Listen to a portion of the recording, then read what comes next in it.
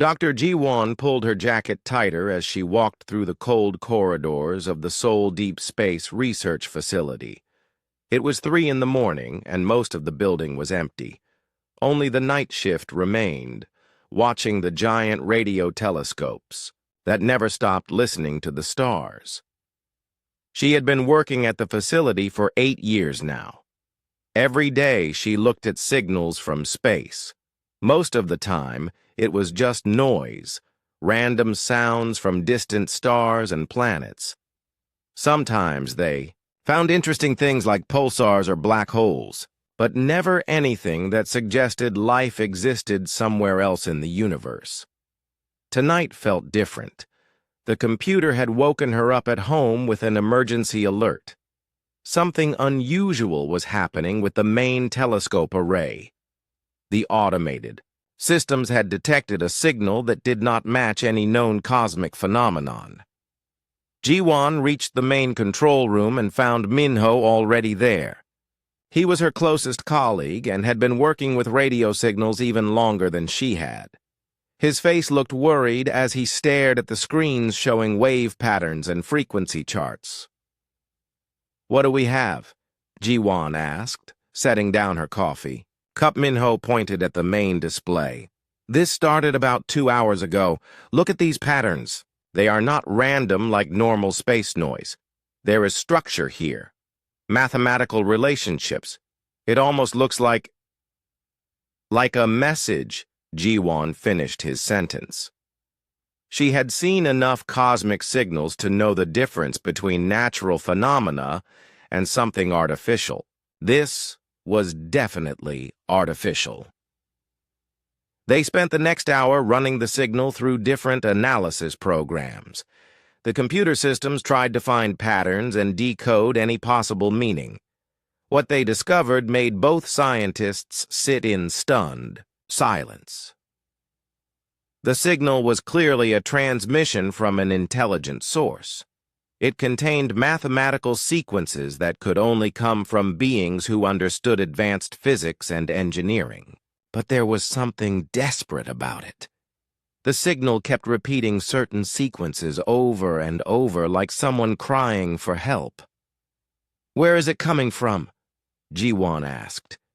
Minho checked the directional data from the telescope array. "That is the strangest part. According to our calculations, the source is about 40,000 light-years away. That should be impossible. No radio signal could travel that far and still be this clear." They called in more team members as the morning went on. Soon-ho, the facility director, arrived with several other scientists and engineers. Everyone gathered around the main console as they tried to understand what they were seeing. The translation. Computer had been working on the mathematical portions of the signal. Slowly, a rough message began to emerge. The language was based on physics and mathematics, things that would be universal for any technological civilization. What the message said chilled everyone in the room. The beings calling themselves the Velari were facing complete destruction. Something they called the Silence was moving through their region of space, destroying everything in its path. Star systems were being consumed by a wave of dark energy that turned matter back into nothingness. The Velari had tried to send warning messages to their colonies on distant worlds, but their transmission equipment was failing. They were running out of time. The message they had sent was meant to be their final goodbye to their children among the stars. "This was never supposed to reach us," Sun-ho said quietly as he read the translated text. "They were trying to send a short-range message to nearby systems. Somehow it bounced through space and arrived here instead." Ji-won studied the signal data more carefully. "Look at these power readings. They must have put enormous energy into this transmission, far more than needed for a local message. Maybe that is why it traveled so far." The room fell silent as everyone realized what this meant. For the first time in human history, They had proof that intelligent life existed beyond Earth. But these beings were dying, and they did not even know that anyone had heard their final words. Over the next few days, more details emerged from the signal analysis. The Volari had been a spacefaring civilization for thousands of years. They had built beautiful cities among the stars and spread across many worlds in their region of the galaxy, but the silence was something beyond their technology to stop. It was not a natural phenomenon like a supernova or black hole. It was something that actively destroyed the fundamental forces that held matter together. Wherever it passed, space itself became empty and dead. The Volari's message contained detailed scientific data about the silence. They had studied it carefully as it approached their worlds, hoping to find some way to stop it or escape it. All their efforts had failed. The wave of destruction was too powerful and moved too fast. According to their calculations, the silence would reach the Volari homeworld in about 6 months.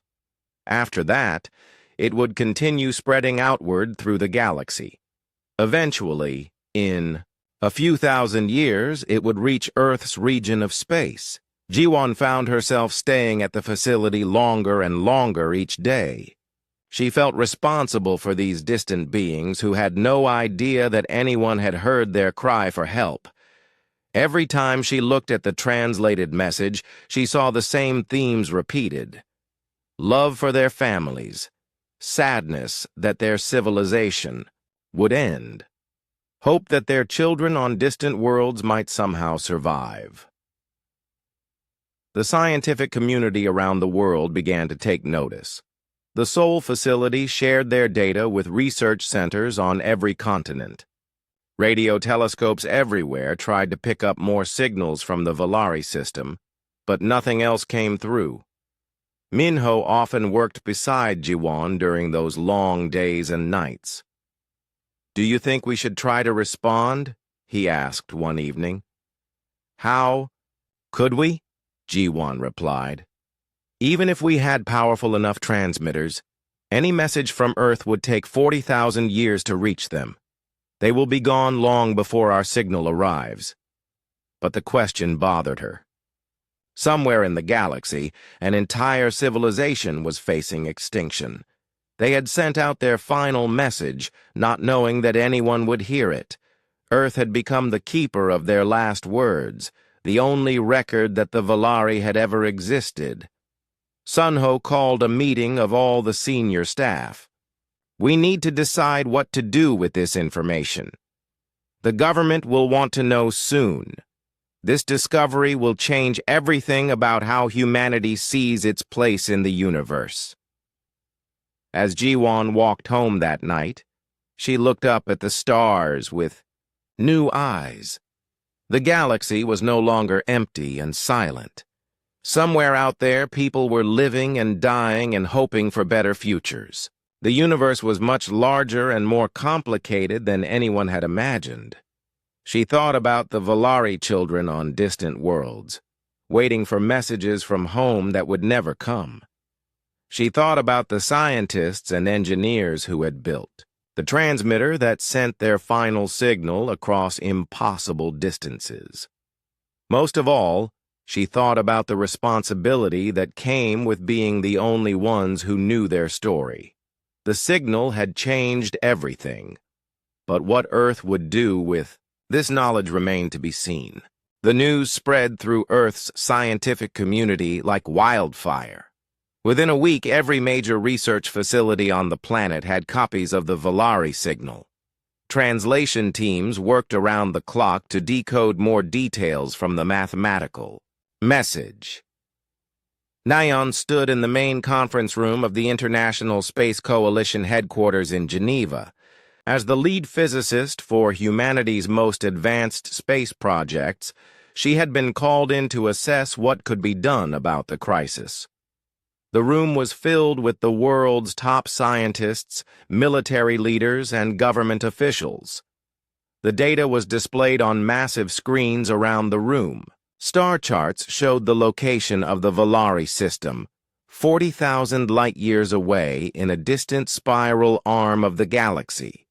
Computer models projected the path of the silence as it moved through space, consuming everything in its way. According to their data, the destructive wave will reach the Volari homeworld in approximately 6 months, Nayon explained to the assembled group. After that, it will continue moving outward at roughly 1% of light speed.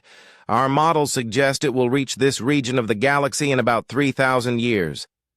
A general from the American military leaned forward. 3,000 years is a long time. Why should we worry about a threat that far in the future? Dr. Tae-hyun, Earth's leading expert in faster-than-light travel theory, stood up to answer. Because the Volari signal has given us something incredible. Detailed, scientific data about how the silence works. If we study it now, we might be able to develop defenses. But more importantly, we might be able to help them. The room erupted in surprised murmurs. Tae-hyun activated a holographic display showing his latest research.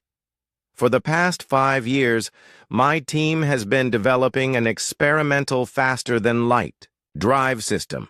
We call it the Quantum Fold Engine. It creates a bubble in space-time that allows a ship to travel vast distances almost instantly.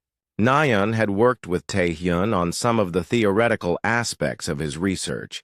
She knew how dangerous and untested his technology was. How fast could it travel? She asked.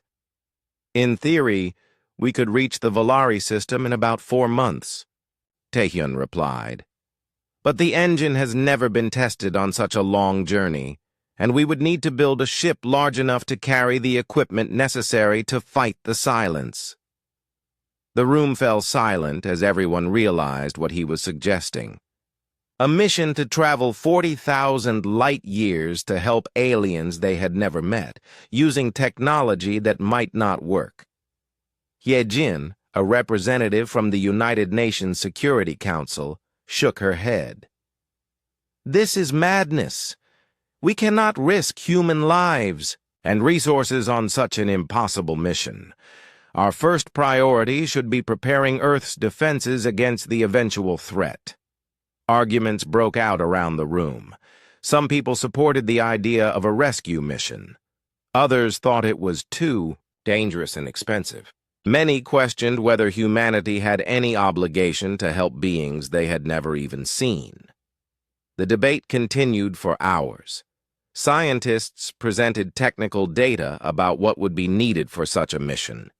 Military experts discussed the risks and challenges. Politicians worried about the cost and the reaction from their citizens. Youngmin had been sitting quietly in the corner during most of the discussion.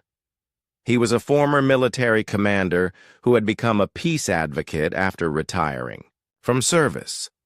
When he finally stood up to speak, the room gradually became quiet. "May I share something with all of you?" he asked. He walked to the main display and brought up the translated Volari message. "I have been reading this signal for the past week. Not just the technical data, but the personal parts. The parts where they talk about their families and their hopes." He highlighted a section of the translation. "Listen to this. To our children among the distant stars, know that we loved you beyond measure.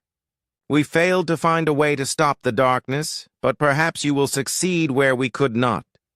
Do not grieve for us long. Build new worlds and fill them with joy." Youngman looked around the room at the assembled leaders. This was not a call for help. They had already given up hope. They were saying goodbye to their children scattered across the galaxy. They never expected anyone to hear their message, and they certainly never expected anyone to respond. He paused and let that sink in. But we did hear them.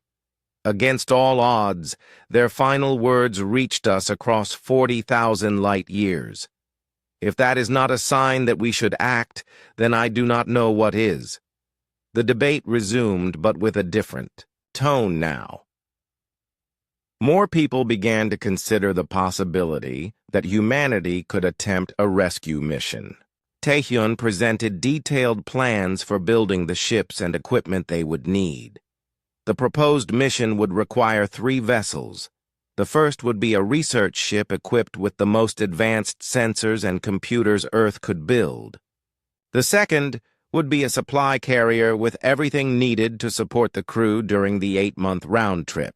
The third would carry the experimental dark energy disruptor that might be able to stop the silence. The disruptor is based on our analysis of the Valari data, Taehyun explained. If we can create a resonance cascade at the exact center of the silence wave, we might be able to disperse the dark energy back into normal space. But the device is completely theoretical. We have no way to test it before we arrive. Naeon studied the technical specifications. The mission would require every advanced piece of technology humanity possessed.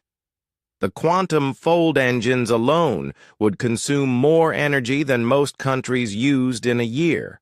The dark energy disruptor would need materials so rare that mining them would take months. How many people would go on this mission? Asked another military representative. 12, Taehyun replied. 4 on each ship. Any more would require larger vessels, which would make the journey even more dangerous. The meeting ended without a decision. Over the following weeks, similar discussions took place in government buildings around the world. Public opinion was divided. Some people supported the mission as humanity's duty to help others in need. Others saw it as a waste of resources that should be used to improve life on Earth. Naeon found herself working 18-hour days, refining the technical plans for the mission. She had always dreamed of humanity reaching for the stars, but not under such desperate circumstances.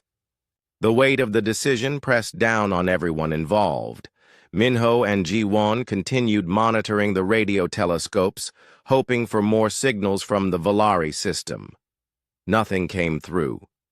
The silence was almost worse than the original message. It meant the Valari were either saving their remaining power or had already lost the ability to communicate. The final vote took place 6 weeks after the signal was first received. Representatives from every nation on Earth gathered to make the decision. The debate was intense and emotional. People spoke about humanity's obligations to other intelligent life. Others argued about the risks and costs. In the end, the vote was close. 53% supported the mission, 47% opposed it.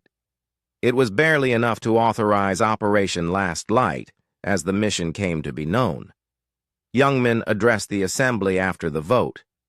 Today we have chosen to answer a call for help that was never meant to be heard. We do not know if we will succeed. We do not even know if we will survive the journey.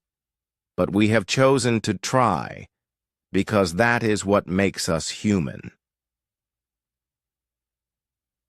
Construction of the 3 ships began immediately. Factories around the world worked day and night to build the components. The quantum fold engines were assembled in secret facilities, their design known only to a handful of scientists and engineers. As the ships took shape, Naeon realized that humanity was about to take its greatest leap into the unknown. They were not just traveling to distant stars, they were carrying with them the hopes and dreams of everyone on Earth. The Valari had sent their message believing no one would hear it. But humanity had heard it, and they were coming. Whether they would arrive in time remained to be seen. 4 months to reach the Valari system. 4 months to find a way to stop the silence. 4 months to prove that sometimes the most important messages are the ones never meant to be received. Time was running out for everyone involved. Captain Sung-woo walked through the corridors of the research vessel New Seoul for what he knew might be the last time before departure. In 3 days, he would lead humanity's first mission to another star system. The weight of that responsibility felt heavier than anything he had carried during his 20 years in space. The 3 ships of Operation Last Light floated in Earth's orbital shipyard like sleeping giants. New Seoul was the command vessel, equipped with the most advanced sensors and communication systems ever built. Beside it, the supply ship Busan Hope carried everything the crew would need during their 8-month journey. The third vessel, humanity's Reach, held the experimental dark energy disruptor that represented their only hope of stopping the silence. Sung-woo had handpicked his crew from the best candidates on Earth. Each person had volunteered knowing they might never return home. Gina served as the fleet's chief scientist, responsible for understanding the Volari data and adapting their technology. Dong-yun was the chief engineer, tasked with keeping the experimental engines running during the dangerous journey to the edge of the galaxy. The quantum fold drives had been tested only once, on a short trip to the outer edge of the solar system. The technology worked by creating a bubble in space-time that allowed the ships to skip across vast distances almost instantly. But maintaining the field for 4 months straight had never been attempted. "Are we really ready for this?" Gina asked, as she joined Seung-woo in the observation deck. Through the windows, they could see Earth turning slowly below them. It looked peaceful and beautiful from this distance, with no sign of the debates and preparations that had consumed the planet. "For the past 3 months, we have to be," Sung-woo replied.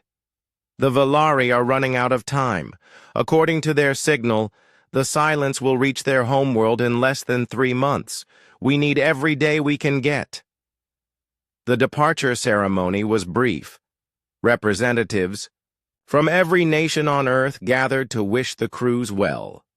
Youngmin gave a short speech about humanity's duty to help others in need, but everyone knew that words could not change the enormous risks they were taking. The 3 ships activated their quantum fold drives simultaneously. Space around them seemed to bend and twist as the exotic energy fields took hold. Sung-woo felt his stomach lurch as reality shifted around them. Then, suddenly, they were moving faster than light, racing toward a distant star that most humans had never even heard of. The journey settled into a routine after the first week.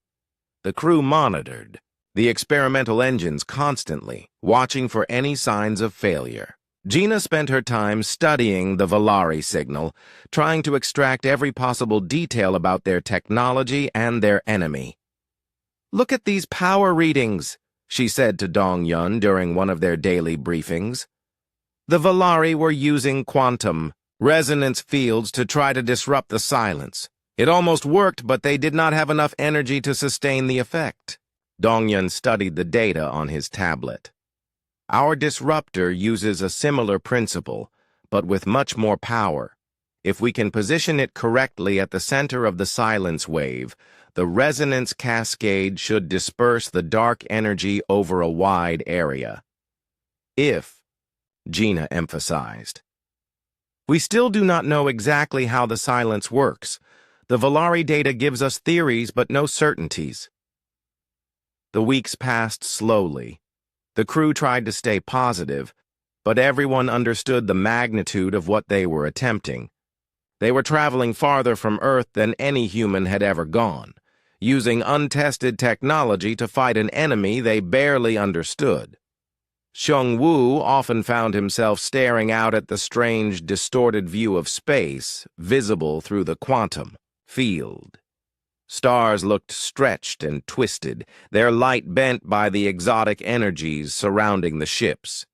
It was beautiful and terrifying at the same time. Halfway through the journey, they encountered their first serious problem. The quantum field generator on humanity's reach began showing signs of instability. If it failed, they would lose their most important weapon against the silence. Dong-yun and his engineering team worked around the clock to stabilize the system. They rerouted power from non-essential systems and reinforced the field emitters with spare parts. It was dangerous work, performed while traveling faster than light through unexplored regions of space. "Will it hold until we reach the Valari system?" Seung-woo asked after the repairs were completed. "It should," Dong-hyun replied, wiping sweat from his forehead. "But we cannot push the engines any harder. We are already operating beyond their design limits." As they approached their destination, the crew began detecting strange energy readings ahead of them. The sensors showed massive gravitational disturbances and areas where normal space seemed to be breaking down. They were seeing the effects of the silence as it consumed star systems in its path. "My God," Gina whispered as she studied the sensor data. "Look at what it has done to this region. Entire solar systems just gone. Not destroyed, but erased from existence." The quantum fold drives shut down automatically as they reached the edge of the Valari system. Normal space returned with a jarring sensation that left several crew members feeling sick. But what they saw outside made everyone forget their discomfort. The Valari homeworld was exactly as beautiful as their signal had suggested. The Sara was a blue-green jewel surrounded by magnificent crystal habitats that orbited the planet like artificial moons. Cities of living light stretched across the planet's surface, connected by streams of energy that pulsed with alien technology. But at the edge of the system, a wall of absolute darkness was advancing steadily inward. The silence looked like a moving shadow that consumed everything it touched. Stars disappeared as it passed over them. Planets became empty spaces where matter simply ceased to exist. Seung-woo opened communications on all frequencies, broadcasting the mathematical language they had decoded from the original message. For several minutes, there was no response. Then suddenly, the communication system crackled to life. "Impossible transmission detected. Signal origin appears to be small mass vessels of unknown configuration. Message translation in progress." The voice was strange, with harmonics that suggested the speaker was not human. But the words were clear enough. The Valari had heard them. "Unknown vessels. Please identify your origin and purpose. You are approaching a system under evacuation procedures. Departure is strongly recommended for your safety." Seung-woo took a deep breath before responding. This was the moment they had traveled 40,000 light years to reach. "This is Captain Seung-woo of the Earth vessel New Seoul. We received your signal 4 months ago. We have come to help." The silence that followed seemed to last forever. When the Valari voice returned, it was filled with disbelief and something that might have been hope. "Earth? The small voice people from the distant spiral arm? You came? This is beyond our understanding. Why would you risk such a journey for beings you have never met?" Seung-woo looked around the bridge at his crew. They had all left Earth knowing they might never return. They had risked everything based on a message that was never meant to be. "Received. Because your message reached us," he replied simply. "And when someone calls for help, humans answer." The response came quickly this time, and Seung-woo could hear emotion in the alien voice. "We had abandoned hope. Our children among the distant stars will face the silence alone. We never imagined. Captain Seung-woo, you have given us something we thought was lost forever." "We brought more than hope," Seung-woo said. "We brought a weapon, something that might be able to stop the silence." Through the communication system, they could hear sounds of excitement and rapid conversation in the alien language. Finally, the Valari voice returned. "A delegation is being prepared to meet with you. Prime Science Coordinator Kyung-Soo will explain our situation and our technology. But, Captain, you must understand. The silence will reach our homeworld in less than 2 months. If your weapon cannot stop it, then we will have tried," Seung-woo interrupted. "That is all anyone can do." As the human ships moved deeper into the Valari system, Seung-woo felt a strange mixture of pride and fear. They had succeeded in reaching their destination against impossible odds, but the real test was yet to come. The silence continued its relentless advance toward the beautiful world below. Time was running out for both species now. Everything depended on whether human determination and Valari knowledge could find a way to stop the unstoppable. The greatest challenge in the history of both civilizations was about to begin. The meeting took place aboard the New Soul in the main conference room. Kyung-Soo, the Valari Prime Science Coordinator, stood nearly 8 feet tall with features that seemed to shift between crystal and liquid light. His skin looked like living glass that changed color based on his emotions, cycling through deep blues and purples as he spoke. "Your arrival has created great excitement among our people," Kyung-Soo said through the translation device they had quickly assembled. "For days now, our children have been asking if the Far Voice people will truly help us. We had to tell them we did not know." Gina studied the Valari scientist with fascination. Everything about his species seemed to be connected to energy and light. Even his clothes appeared to be made from controlled electromagnetic fields rather than solid matter. "Tell us about the silence," she requested. "We have analyzed your signal, but we need more details about how it works." Kyung-Soo activated a holographic display that filled the center of the room. The image showed a cross-section of the destructive wave as it moved through space. "The silence is not a natural phenomenon. Our scientists believe it was created artificially, though by whom or why remains unknown." The display zoomed in to show the quantum structure of the wave. "It operates by reversing the fundamental forces that hold matter together. When it passes through a region of space, atoms lose their ability to bond with each other. Everything simply stops existing." Dong-Yun leaned forward to study the technical data. "What have you tried to stop it?" "Many things," Kyung-Soo replied sadly. "We attempted to disrupt it with gravitational fields, but the silence absorbed our weapons and grew stronger. We tried to outrun it by evacuating our worlds, but it moves too fast. We even considered destroying stars in its path, hoping the explosions might disrupt its structure." "Did anything show promise?" Seung-woo asked. "Only one approach came close to success. We discovered that quantum resonance fields could temporarily slow the silence's advance, but the effect required enormous amounts of energy, more than our entire civilization could produce." Gina exchanged glances with her teammates. "That matches our analysis. We brought a device that creates a much more powerful resonance field, but it has to be deployed at the exact center of the silence wave." Kyung-Soo's skin shifted to a brighter shade of blue, which the translation system indicated as surprise.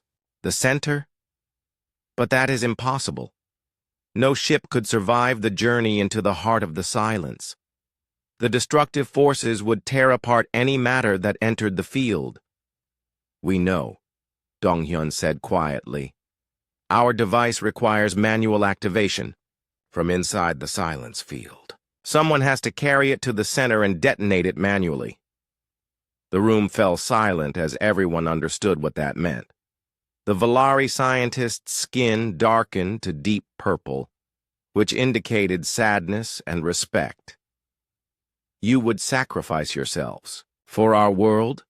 Kyung-soo asked. Beings you have never met. For a planet you have never seen. Not all of us, Sung-woo replied. The device only needs one person to activate it. The rest of the crew can retreat to safety. Over the following days, human and Valari scientists worked together to combine their technologies. The humans learned that Valari science was based on manipulating energy fields and quantum structures in ways Earth had never imagined. The Valari were amazed by human engineering, particularly their ability to build solid devices that could withstand enormous stresses. Your species approaches problems very differently than ours, Kyung-soo observed, as they worked on integrating the two technologies. We shape energy with thought and will. You build machines with metal and determination. Together, we might achieve what neither could accomplish alone. Hyun, the youngest member of the human crew, spent most of her time studying the combined weapon system. At 28, she was a brilliant engineer who had volunteered for the mission despite having a family back on Earth. Her expertise in quantum field manipulation made her the obvious choice to operate the device. I will take it into the silence, she announced during one of their planning sessions. Absolutely not, Sung-woo replied immediately. I am the captain. That responsibility is mine. With respect, Captain, you are needed to command the evacuation of our ships. I am the only one who fully understands how the resonance device works. If something goes wrong during the activation sequence, I am the only one who might be able to fix it. The argument continued for hours, but everyone knew Hyun was right. The success of the mission depended on the device working perfectly. She was their best chance of making that happen. As they prepared for the final assault on the Silence, messages began arriving from around the Valari system. Families that had been evacuated to distant colonies sent their thanks to the humans. Children drew pictures of the strange beings who had traveled impossible distances to help them. One message particularly affected the human crew. It came from Minseo, a young Valari who was barely adolescent by their standards, but had already shown remarkable intelligence. Our teachers tell us that hope is the most powerful force in the universe, the translation system read. We had forgotten this truth until you arrived. Thank you for reminding us that miracles can happen when someone cares enough to try. The final preparations took place as the Silence advanced to within days of reaching Thasara. The human ships positioned themselves at the edge of the destructive field while Valari vessels evacuated the last civilians from the endangered zones. Hyun suited up in the specially modified spacecraft that would carry her into the heart of the Silence. The vessel was heavily shielded and equipped with the quantum resonance device. Once she activated it, the cascade effect would either disperse the Silence or destroy everything in the surrounding area.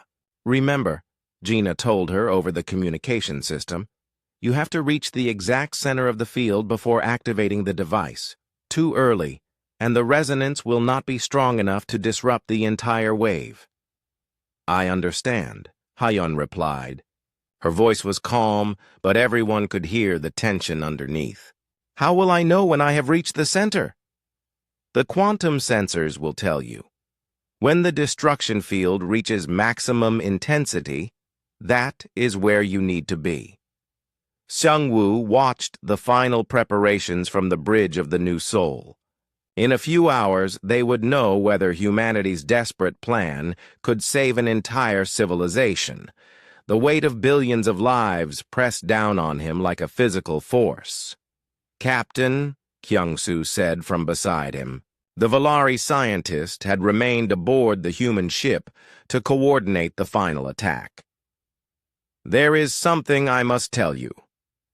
Our oldest legends speak of beings called the Far Voices, mysterious people who would travel impossible distances to answer calls for help they were never meant to hear. Legends? Sungwoo asked. We thought they were myths, stories told to children to teach them about hope and courage, but perhaps they were memories of something real. Perhaps the universe has been waiting for someone like you to appear. Hyun's small ship began its journey toward the wall of darkness that surrounded the silence. As it disappeared into the destructive field, communication was cut off by the intense quantum interference. From that moment on, she would be alone in the most dangerous place in the universe. All they could do now was wait and hope that one young human's courage would be enough to save two worlds separated by 40,000 light-years of empty space. The fate of both civilizations now rested in the hands of someone who had volunteered to die so that others might live. The explosion was visible from 40 light-years away. When Hyun activated the quantum resonance device at the heart of the silence, the cascade reaction lit up the entire region of space with energies that had never been seen before. The destructive wave that had consumed dozens of star systems simply stopped existing. For several minutes, nobody on either the human or Valari ships could believe what they were seeing. The wall of absolute darkness that had been advancing toward Thesara was gone. In its place, space looked normal again, filled with the gentle light of distant stars. Captain Seung-woo stood on the bridge of the New Seoul, staring at the sensor readings that confirmed the impossible. The silence had been completely dispersed, across a volume of space so large that it would never again threaten any world. She did it, he whispered. Hyun actually did it. Beside him, Kyung-soo's crystalline features were cycling through colors so rapidly that the translation system could not keep up. Finally, he settled on a brilliant gold that indicated joy beyond measure. Our world lives, the Valari scientist said. Our children will grow up under familiar stars. This is because of your Hyun's sacrifice. But the victory came with a terrible cost. Hyun's ship had been at the center of the explosion. No vessel could have survived the quantum forces, unleashed by the resonance device. She had known from the beginning that activating the weapon would mean her death. The communications system crackled to life as messages began pouring in from across the Valari system. Families who had been preparing for death were celebrating life. Scientists who had given up hope were frantically studying the new data. Children were asking when they could return home to Thesara. Captain Sungwoo, came a transmission from the planet's surface. This is Prime Minister Jinwoo of the Valari Council. We do not have words in any language to express our gratitude. Your people have given us the greatest gift possible. They have given us a future. The human crew felt a mixture of triumph and grief. They had succeeded in their impossible mission, but at the cost of one of their own. Hyun's sacrifice would be remembered by both species for generations to come. As the immediate celebration began to fade, Gina made a discovery that would change everything. The quantum explosion had not simply destroyed the silence. It had sent ripples through space-time that carried a very specific signature, a combination of human determination and Valari wisdom that announced to the entire galaxy what had just happened. Look at these readings, she told Seung-woo excitedly. The resonance pulse is propagating outward at faster than light speeds. Any civilization with advanced enough sensors will be able to detect it. What does that mean? Seung-woo asked. It means the entire galaxy will know that someone found a way to stop the silence. Other species that have been hiding in fear will know that hope still exists. The first response came just 6 hours after the explosion.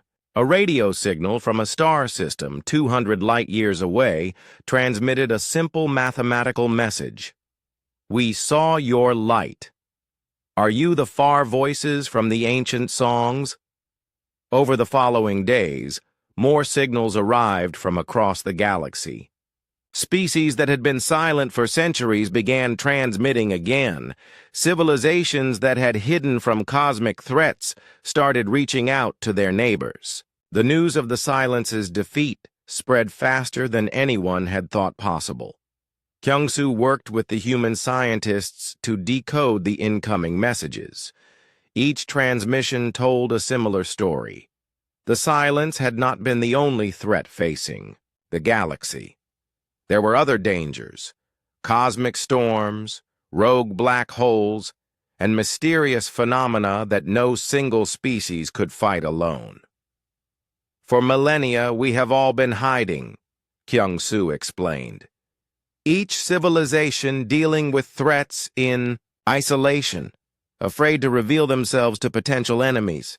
But your actions have shown us something we had forgotten. Sometimes the greatest strength comes from helping others."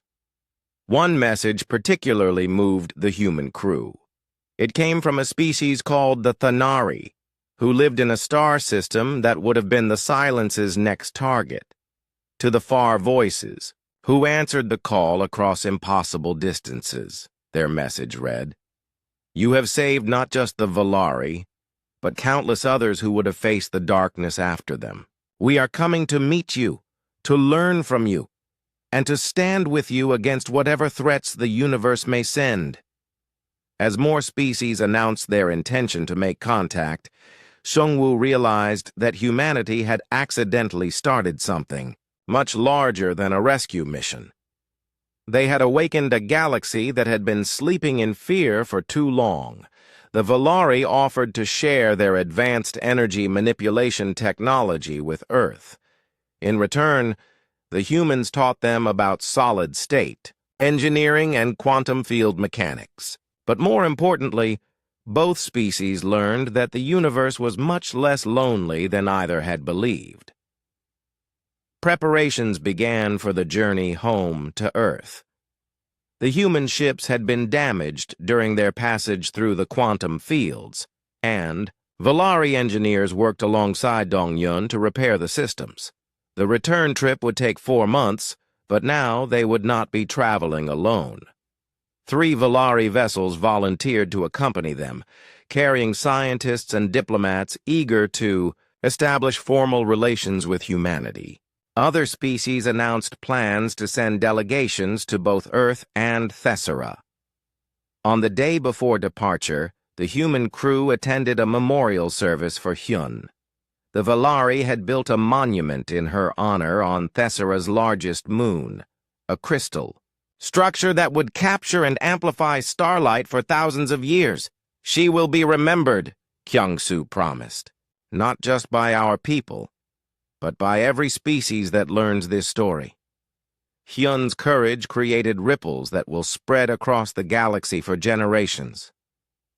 The journey home was very different from the desperate race to reach the Valari system. The human ships traveled in formation with their alien escorts, sharing stories and knowledge across the vast distances. For the first time in human history, Earth was not alone in the universe. Ji-won, monitoring communications from the research vessel, continued to receive messages from newly awakened civilizations. The quantum signature of their victory was still, propagating outward, reaching species in distant corners of the galaxy. "Look at this," she told Sung-woo during one of their daily briefings. "We are getting responses from star systems we have never even heard of. The Helix Confederation, the crystal mines of Andorra, something called the Singing Worlds. They all want to know about the species that traveled 40,000 light-years to answer a call for help. When the combined fleet finally reached Earth's solar system, they found a changed world waiting for them." News of the successful mission had arrived ahead of them through quantum communication relays.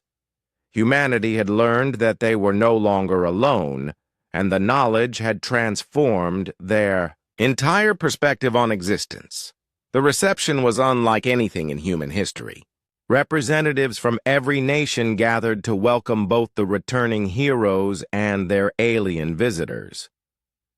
For the first time, Earth played host to beings from another world. Naeon stood with the other project leaders as the ships docked at the expanded orbital station. The mission that had seemed impossible just 8 months ago had succeeded beyond their wildest dreams. "What happens now?" asked Youngman, the peace advocate who had helped convince Earth to approve the mission. "Now we build," Naeon replied. "The galaxy is full of species who want to work together instead of hiding alone. We are going to need bigger ships, better technology, and a completely new understanding of our place in the universe." The final message came from the edge of the galaxy, transmitted by a species so ancient that their name had been forgotten by history. It was simple and direct. "The far voices have returned. The galaxy awakens from its long sleep. Let the age of cooperation begin." Earth had sent 12 people to answer a call for help they were never supposed to hear. In return, they had gained an entire galaxy of friends, allies, and fellow travelers among the stars. Hyun's sacrifice had not just saved the Valari. It had reminded the universe that sometimes the most important messages are the ones never meant to be received, and sometimes the most important answers are the ones nobody expected to give. The age of humanity's isolation was over. The age of galactic civilization had begun. And it all started with a signal from 40,000 light-years away, transmitted by people who had given up hope but found it again in the most unexpected place, in the determination of strangers who cared enough to listen.